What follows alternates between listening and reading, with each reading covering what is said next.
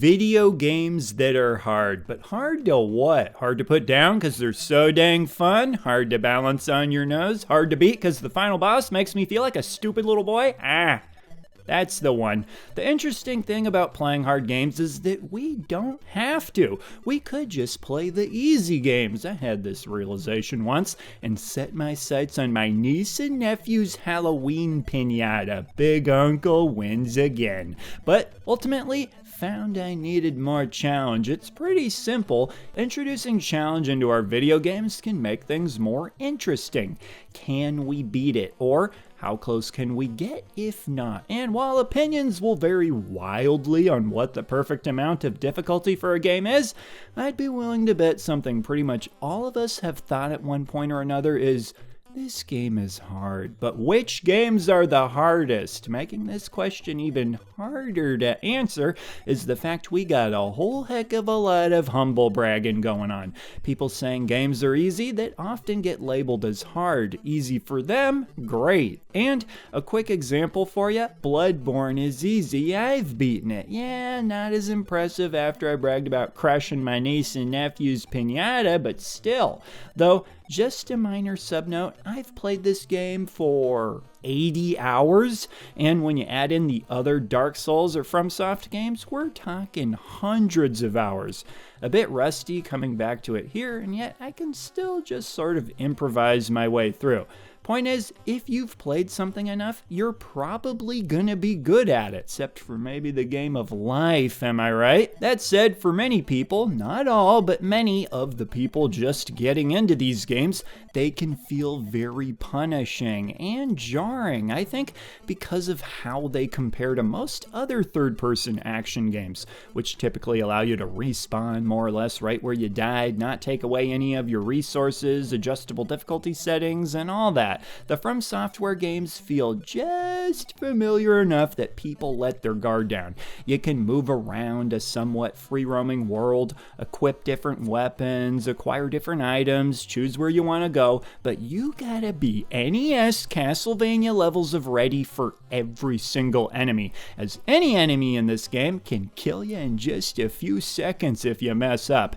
And while some people will say that tons of NES games are more difficult than the Souls games, I'd say the biggest distinguishing factor is how long some of these Souls games are. NES games provide plenty of resistance, but they're not very long. Typically, most longer video games, just in general, are more about having enough free time to play them. Perhaps the hardest thing of all, you Okami backlogging dirty dogs. But with the Souls games, you need to have a lot of free time and be able to defeat tons of really tough enemies and bosses along the way. And even when you're good at these games, some of these bosses can still take hours to finally beat. The final boss in the Elden Ring DLC, no spoilers, is one of the wildest things I've ever played, and I'm a wild guy. I collect bread bag clips. But because the games have developed a reputation for being challenging, and that's a huge draw for fans, it would be disappointing if the game started to feel too easy, and so naturally the creators of the games make sure to deliver on that challenge. And sure, you can mitigate some of the challenge by just grinding and leveling up, but that's still a lot of extra time invested. So when you combine the length of these games with the inherent challenge you face along the way, I'd say they deserve a spot as one of the hardest games. And to pick a specific one, I'd say Elden Ring, and honestly, maybe just because of that final boss in the DLC alone, my goodness. Alright, but you know how I said NES games tend to be really difficult, but at least they're short? Well, not Battletoads. Where some NES games only have about 6 levels or so, Battletoads has 12 or maybe 13 depending how you count it and who you ask. Either way, this game is a long way to get to the finish. People make a really big deal out of the Turbo Tunnel. That's just stage 3. The game is only getting started. And while a lot of NES games have the decency to give you unlimited continues, Battletoads only gives you 3 continues. Doesn't even have the decency to tell you how many of the 3 continues are remaining either, so better keep track, and here's a trick for that. Just take 3 bananas, and every time you use a continue, eat a banana, and then you'll always know. there might be other ways to keep track too. Adding to the challenge in Battletoads is the fact that many of the stages vary so much from each other, almost making it feel like you're mastering a different game with each stage at times, which, by the way, is part of why I actually enjoy Battletoads. I find the level design to be fun and inventive. Some might disagree. But as far as I've gotten in Battletoads, as much as I enjoy playing it, I've never beaten it. And I've beaten some of the hardest challenges the NES has to offer, including Contra without the Contra code, Castlevania, Blinking Red Light, Ghosts and Goblins, but never Battletoads. Someday, though, one could even theorize I started this channel just for the chance some of you might care when I beat Battletoads. When I beat Castlevania before I started the channel, I had a heck of a time finding people who cared. Will you care when I beat Battletoads? Okay, but enough horsing around. I've mentioned two of the more popular choices for hardest video game. The actual hardest video game could be something that's not as well known, right? Yeah, it's probably one of the bullet hell shoot 'em ups, or for the kids, bullet HE double hockey stick shoot 'em ups. Surviving these games has been compared to dodging raindrops in a rainstorm.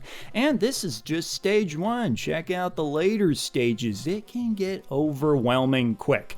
Your hitbox is smaller than your ship to help, but it's still easy to get hit. You know a game is serious business when people say they have to practice it. I mean, are we talking about playing a video game or speaking a second language? Heck, some people would probably be less intimidated by having to learn Japanese before learning to master this game, which is called Dodonpachi Daiojo, or as it's sometimes called in English, Dodonpachi Blissful Death. Meaning you'll die a lot, but you're gonna love it. And because I know people will ask, the setup I'm using here is MobaPad Joy-Cons paired with a flip grip. And yes, I think it's great.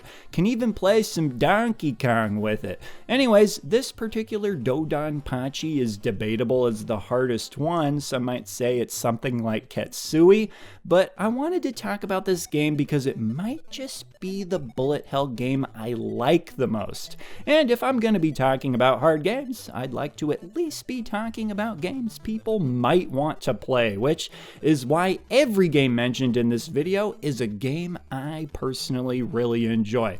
And actually, a good reminder that I'd argue the hardest games to beat are the ones you have no interest in. I'd have an easier time completing an Iron Man than I would beating Mortal Kombat Special Forces. Now, what's really important to mention about these challenging shoot 'em ups is that they don't operate on a checkpoint system, at least not this one.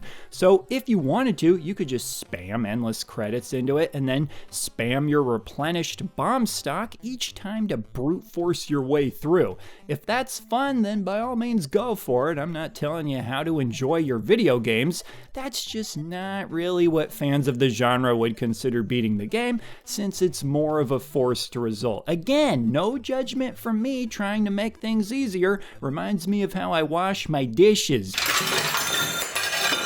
That said, the generally agreed upon challenge in these games is to try to beat them on a single credit, being arcade games originally, with the idea being to finish the game on a single quarter, or one of those dirty doggin' 2-quarter a play games, whatever it might have cost.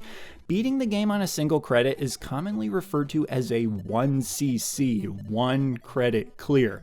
But upping the ante, most of these games actually have multiple loops, sort of similar to how Ghouls and Ghosts makes you go through the game twice, in which case you're going for what's called a 2-all. But naturally, the most popular thing to go for in these games is a no thank you, as people get quickly intimidated and don't even want to bother, which is a shame. These games are fun. Nothing compares to the rush of surviving a wave of bullets. This particular port of Dodonpachi that I own has what's called a super easy mode, a label that some would say is openly mocking you. Personally, I'd say it comes across as very self-aware and great for beginners if you're interested. But yeah, the normal mode gets my vote for the hardest video game I know of. That said, said, there are a lot of really hard games out there, and I'd love to hear which games all of you would choose, and even more interesting, why you think those games are so hard. Looking forward to your answers as always, and I will see ya in the next video. He's the retro bird, yeah, and he's talking about video games. He's